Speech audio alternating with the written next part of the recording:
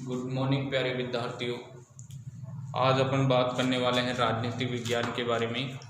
ठीक है, जैसे कि मैं आपको बता चुका था कि कल का टॉपिक अपना यानी आज का टॉपिक राजनीति विज्ञान के विषय से संबंधित रहेगा।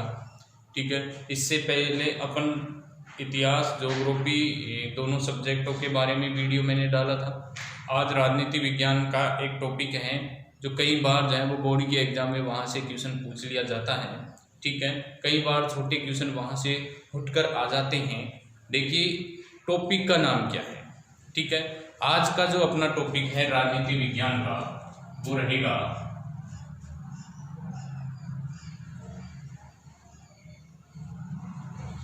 एकल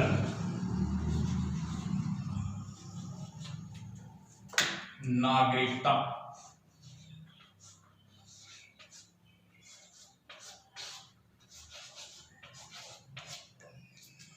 एकल नागरिकता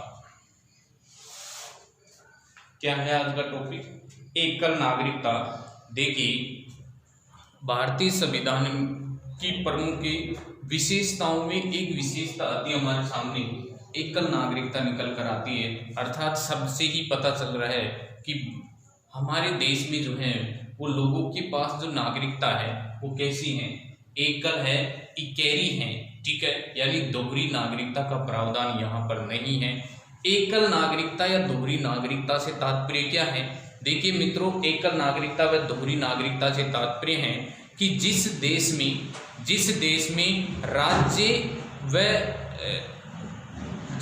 में राज्यों यानी जो संपूर्ण राज्य हैं उन सभी राज्यों की एक ही नागरिकता हो वो एकल नागरिकता कहलाती है। और जिस देश में प्रत्येक राज्य की अलग अलग नागरिकता हो वहाँ दोहरी नागरिकता देखने को मिलती है। ठीक है, हमारे देश भारत में जो है वो एकल नागरिकता देखने को मिलती है। कैसी नागरिकता है? एकल नागरिकता, क्योंकि चाहे वो राजस्थान का निवासी हो, चाहे मध्य प्रदेश का निवासी हो, चाहे उत्तर प्रदेश का निवासी हो, उसे भारतीय ही कहा जाएगा, ना कि राजस्थानी, ना कि उत्तर प्रदेशी। ठीक है, किस नाम से जाना जाएगा? भारतीय के नाम से ही जाना जाएगा। इसलिए भारत में एकल नागरिकता है और वो कौन सी है? भारतीय है। अब देखिए एकल नागरिकता समझ में आ गई होगी। अब बात करें एकल नागरिकता से संबंधित कुछ सामान्य बातें। देखिए जो हमारी नागरिकता है वो कौन सी है? भारतीय है। कौन सी है? भारतीय हमारी नागरिकता है। और साथ में नागरिकता का ये प्रावधान कहां से लिया गया? ब्रिटेन से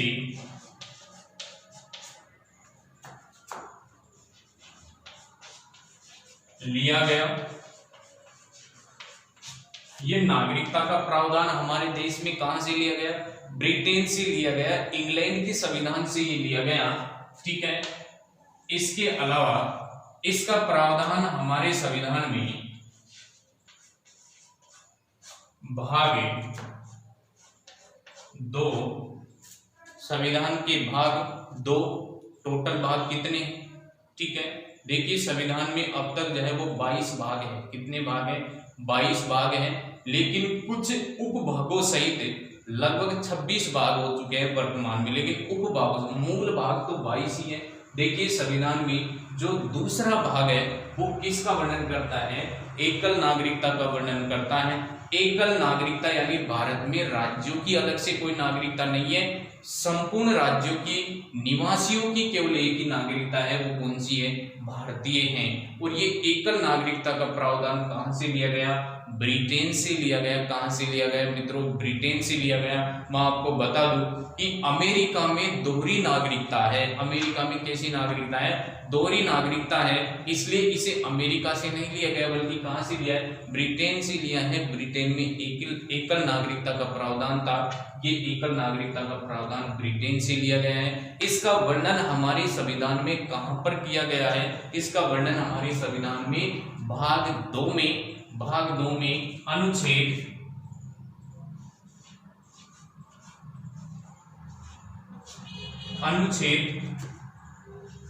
5 से 11 तक। भाग 2 में अनुच्छेद 5 से 11 तक जो है एकल नागरिकता का प्रावधान किया गया है। अनुच्छेद 5 से लेकर 11 तक एकल नागरिकता का प्रावधान किया गया है। यदि आपसे कोई क्वेश्चन पूछ ले कि हमें जो नागरिकता है वो कौन प्रदान करता है, तो ध्यान रखना मित्रों, ये जो नागरिकता है ये भारतीय गृह मंत्रालय के द्वारा जो है वो नागरिक को दी जाती है। गृह मंत्रालय के द्वारा, गृह मंत्रालय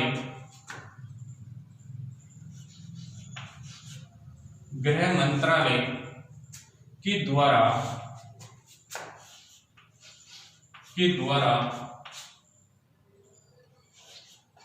दी जाती हैं।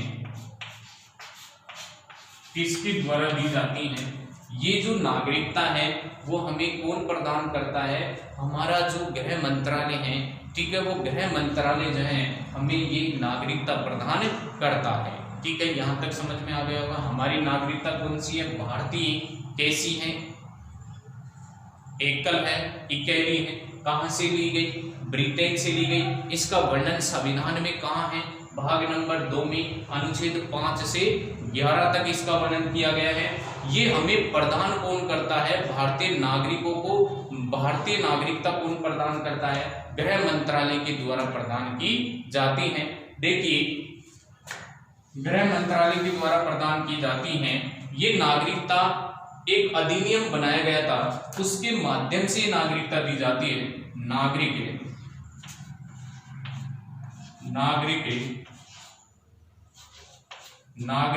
अधिनियम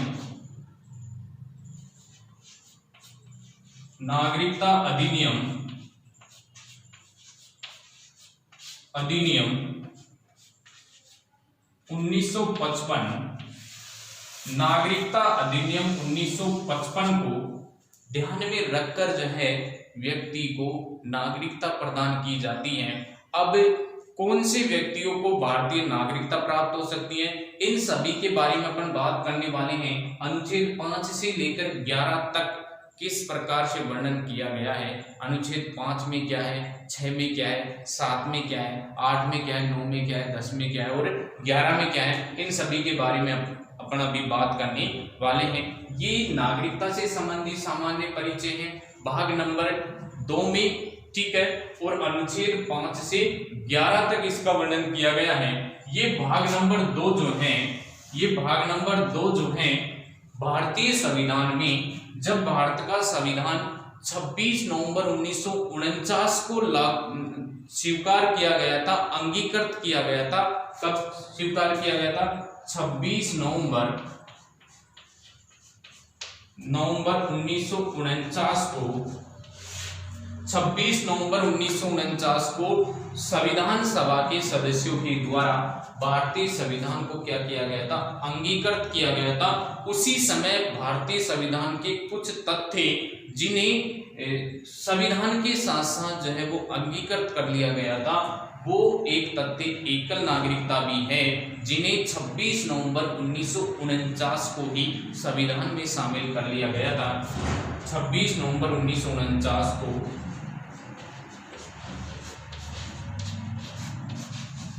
स्वीकार कर लिया गया था। ठीक है, तो एकल नागरिकता का जो प्रावधान हमारे संविधान में कब जोड़ा? 26 नवंबर 1949 को ही संविधान जब स्वीकार किया गया था, तो उसी समय इसे स्वीकार कर लिया गया था। कहां से लिया गया था? ब्रिटेन से लिया गया था। कौन से भाग में वर्णन है? भाग नंबर 2 में है, अनुच्छेद 5 से 11 तक। अनुच्छेद 5 से 11 तक भाग नंबर 2 को, ये जो भाग नंबर 2 है, इस भाग नंबर 2 को B.R. अम्बेडकर ने, किसने? B.R. अम्बेडकर ने, भीमराव अम्बेडकर ने संविधान का सबसे कठिन भाग कहा है। संविधान का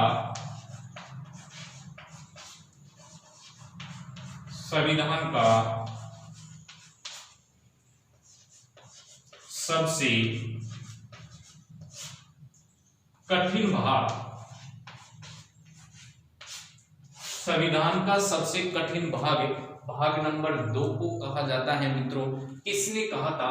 भीमराव अंबेडकर ने भाग नंबर 2, जिसमें एकल नागरिकता का प्रावधान है, इसे संविधान का सबसे कठिन भाग कहा जाता है। संविधान का सबसे कठिन भाग कहा जाता है। यहां तक आपके समझ में आ गया होगा। एकल नागरिकता का प्रावधान 26 नवंबर 1949 को ही जब हमारा संविधान स्वीकार किया गया था, उसी समय स्वीकार कर लिया गया था, ब्रिटेन से लिया गया था। भाग नंबर 2 में रखा गया, अनुच्छेद 5 से 11 तक इसका वर्णन है, ठीक है। और ये नागरिकता प्रदान कौन करता है? व्यक्तियों को गृह मंत्रालय के द्वारा नागरिकता दी जाती है। अब अनुच्छेद 5 से 11 तक वर्णन किस प्रकार से है, ठीक है, उसके बारे में भी अपन बात कर लेते हैं।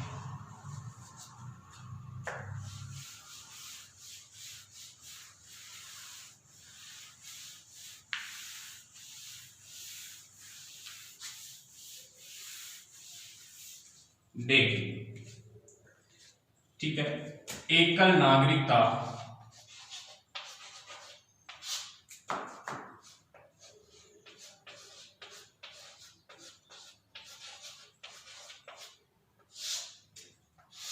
अब इसमें अनुच्छेद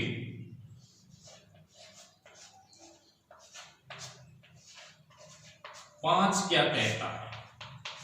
अनुच्छेद 5 कहता है मित्रों, अधिवास के आधार पर अधिवास के आधार पर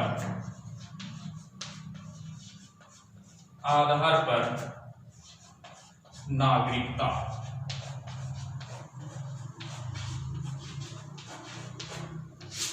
अधिवास के आधार पर अर्थात लोग जो निवास करते हैं, उस निवास के आधार पर, अधिवास के आधार पर लोगों को नागरिकता किस प्रकार से प्रदान की जाती है।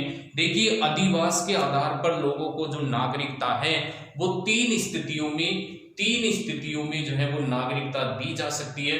किसके आधार पर? अधिवास के आधार पर, लोगों के निवास के आधार पर।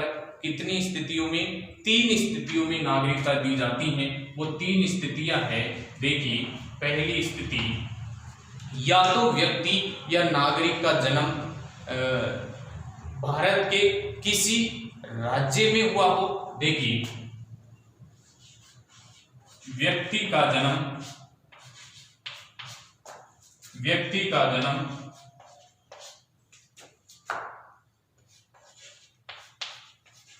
भारत के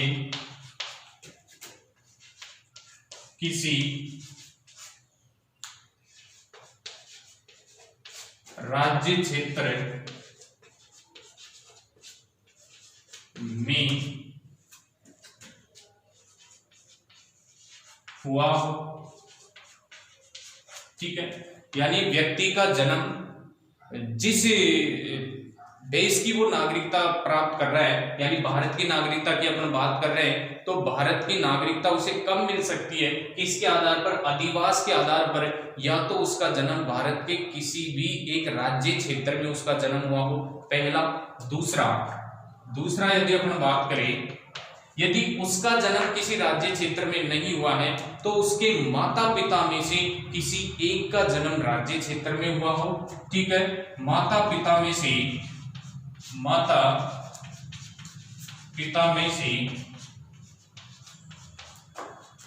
किसी एक का जन्म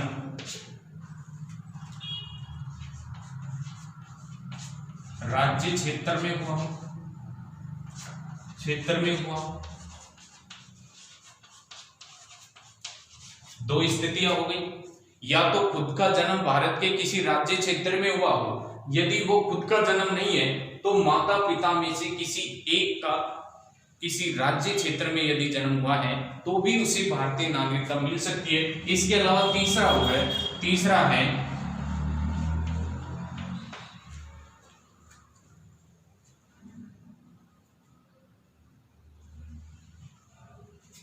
देखिए, व्यक्ति का जन्म या तो किसी राज्य क्षेत्र में हुआ हो, माता पिता में से किसी एक का जन्म जो है राज्य क्षेत्र में हुआ हो, माता पिता में से किसी एक का जन्म जो है वो किसी राज्य क्षेत्र में हुआ हो, या फिर देखिए संविधान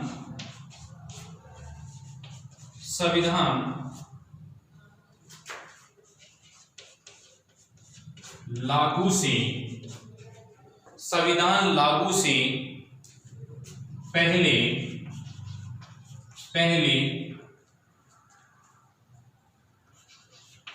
लगभग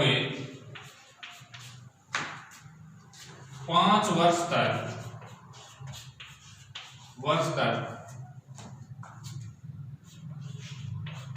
भारत का निवासी हो। ये 3 स्थितियों में जो है अधिवास के आधार पर उसे भारतीय नागरिकता मिल सकती है। अनुच्छेद 5, ठीक है, अनुच्छेद 5 क्या कहता है? अधिवास के आधार पर नागरिकता का प्रावधान। अधिवास के आधार पर व्यक्ति को नागरिकता 3 स्थितियों में मिल सकती है। पहली, या तो उसका जन्म भारत के किसी राज्य क्षेत्र में हुआ हो, या फिर दूसरी स्थिति उसका जन्म नहीं हुआ है तो उसके माता पिता में से किसी एक का जन्म राज्य क्षेत्र में हुआ हो। यदि ये दोनों भी नहीं है तो ये स्थिति कि संविधान जब लागू हुआ 26 जनवरी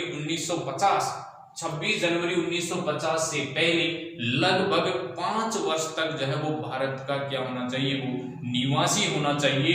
ये अनुच्छेद 5 के अनुसार अधिवास के आधार पर जो है वो उसे नागरिकता दी जा सकती है। अनुच्छेद 6 की बात करें, ठीक है, 5 समझ में आ गया होगा। देखिए अनुच्छेद 6 क्या कहता है।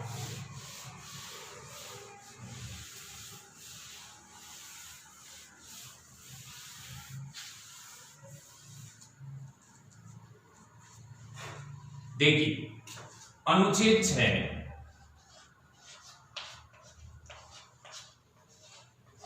6 कहता है पाकिस्तान से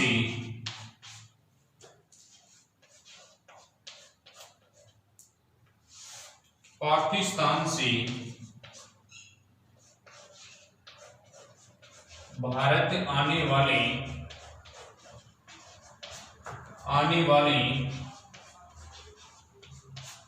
पाकिस्तान से भारत आने वाले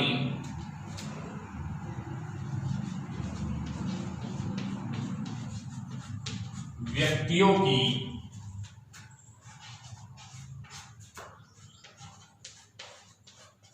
नागरिकता का प्रावधान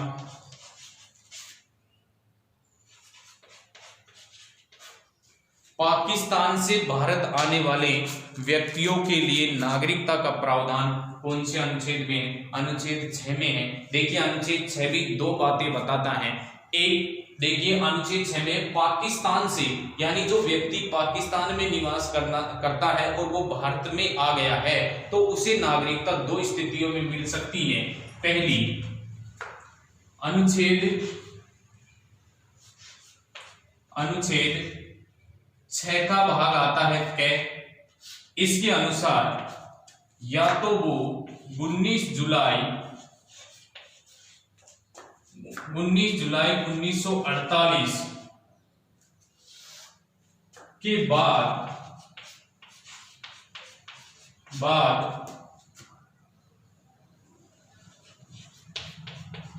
आने वाले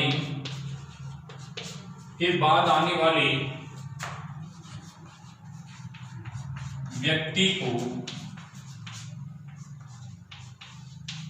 नागरिकता प्रदान करना। देखिए 19 जुलाई 1948 के बाद में कोई भी व्यक्ति जो पाकिस्तान से भारत आया है उसे भारतीय नागरिकता मिल जाएगी। अनुच्छेद 6 का फर्स्ट भाग अनुच्छेद 6 के अनुसार ये प्रावधान किया गया है कि 19 जुलाई 1948 के बाद आने वाले व्यक्ति को नागरिकता प्रदान करता है अनुच्छेद 6 कै। ठीक है, यानी पाकिस्तान से भारत आने वाले नागरिकों को नागरिकता का प्रावधान अनुच्छेद 6 में है। लेकिन दो स्थितियां, पहली 18 जुलाई 1948 के बाद आने वाले व्यक्तियों को नागरिकता प्रदान करना, और दूसरी है इसका सेकंड भाग अनुच्छेद 6 के अनुसार प्रावधान किया गया है कि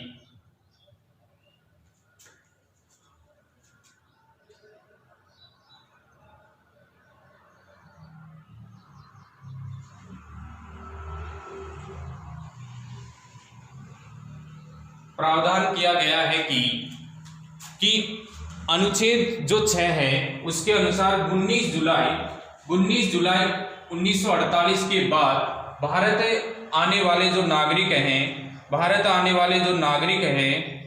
उन्हें भारतीय नागरिकता जो है वो अनुच्छेद 6 के अनुसार दी जा सकती है।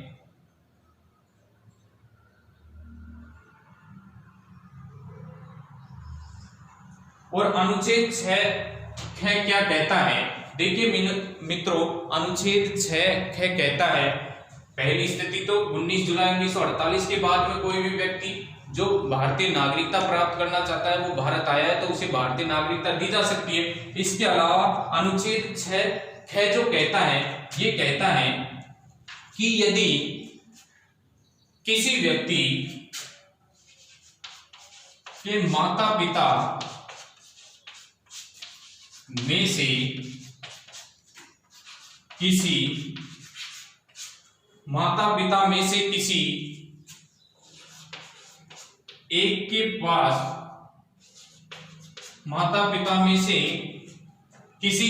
पास भारतीय नागरिकता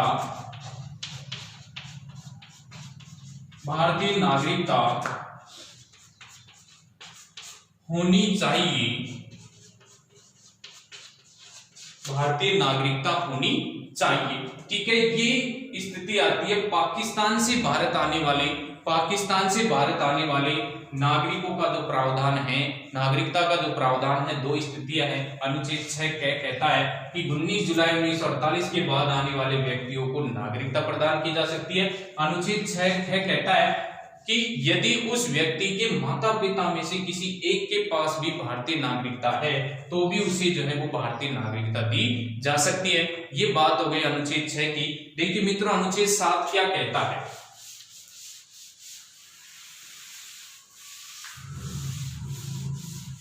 ये तो बात थी अपनी पाकिस्तान से भारत आने वाले। देखिए अनुच्छेद 7 कहता है अब भारत से पाकिस्तान जाने वाले व्यक्ति जिन्हें भी क्या भारतीय नागरिकता दी जा सकती है। देखिए ध्यान से देखेंगे,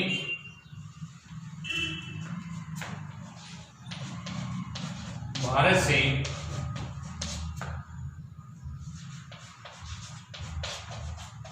पाकिस्तान जाने वाले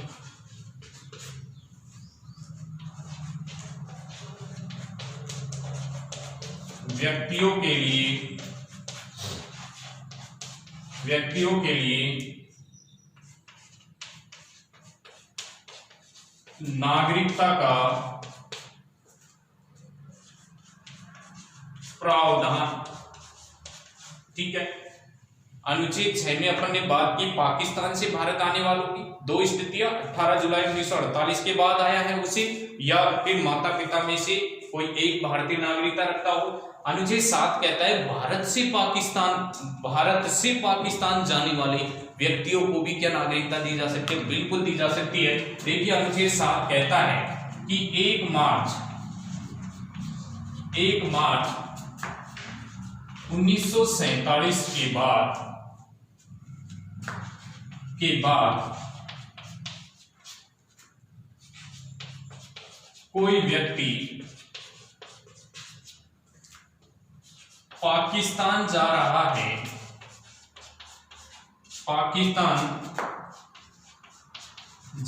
है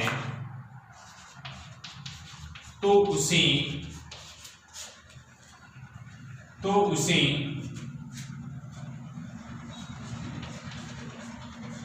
नागरिकता दी जा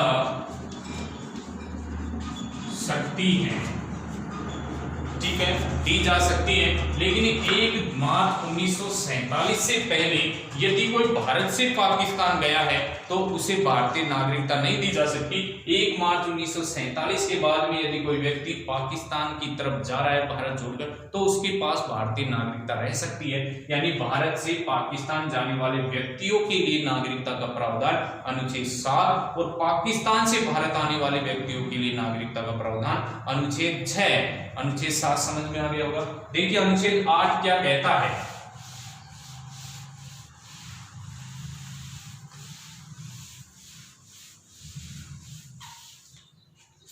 अनुच्छेद 8 कहता है, अनुच्छेद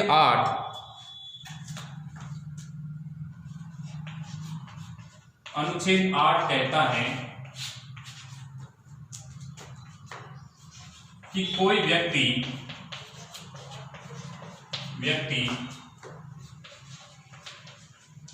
भारत छोड़कर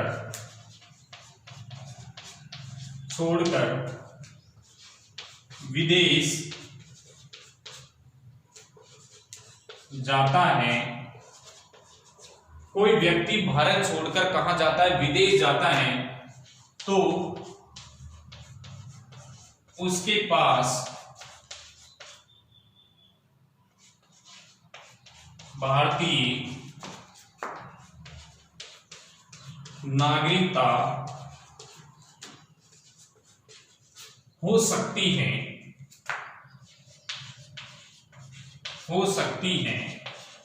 देखिए कोई भी व्यक्ति जो भारत को छोड़कर विदेश जाना चाहता है वो व्यक्ति अपनी स्वेच्छा से भारतीय नागरिकता रख सकता है, अन्यथा यदि वो चाहे तो विदेश में जाकर विदेशी नागरिकता भी ग्रहण कर सकता है। यह अनुच्छेद 8 कहता है कि व्यक्ति की इच्छा के ऊपर निर्भर है कि वो भारत छोड़कर विदेश जा रहा है। ठीक है, विदेश जा रहा है तो वो विदेश में भी भारतीय नागरिकता क्या रख सकता है? भारतीय नागरिकता रख सकता है। उसके ऊपर किसी प्रकार से कोई दबाव नहीं है। ठीक है, इसके अलावा अनुच्छेद 9 कहता है कि कोई व्यक्ति विदेश जाता है तो वह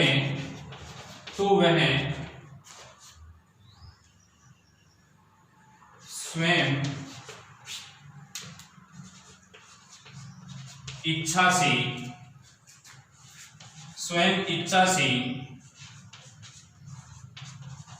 विदेशी नागरिकता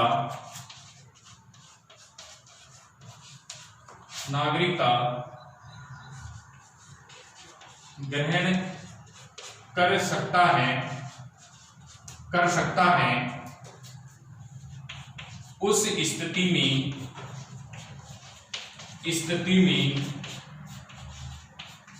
भारतीय नागरिकता समाप्त हो जाएगी।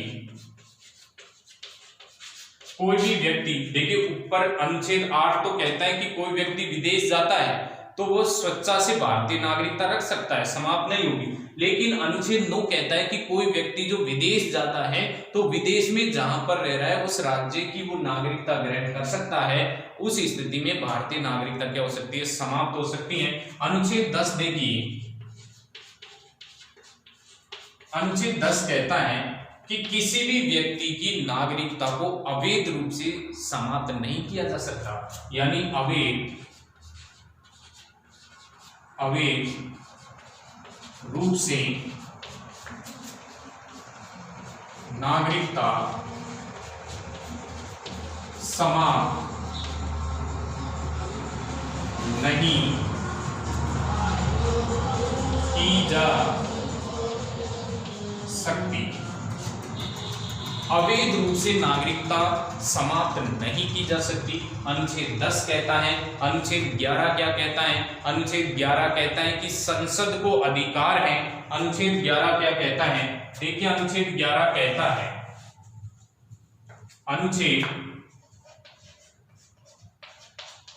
अनुच्छेद 11 कहता है कि संसद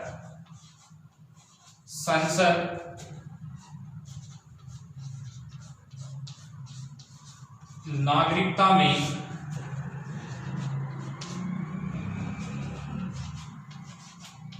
अन्य प्रावधान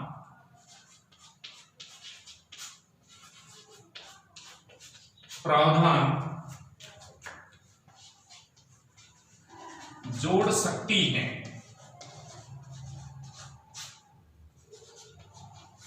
संसद को अधिकार है कि नागरिकता में अन्य प्रावधान जोड़ सकती है। अनुच्छेद 11, ठीक है, अनुच्छेद 11 ये अपना टॉपिक था नागरिकता से संबंधित, जो अपना पूर्ण हो चुका है। 12वीं क्लास के लिए मोस्ट इंपोर्टेंट टॉपिक है जिनके पास राजनीतिक विज्ञान है। ठीक है, धन्यवाद।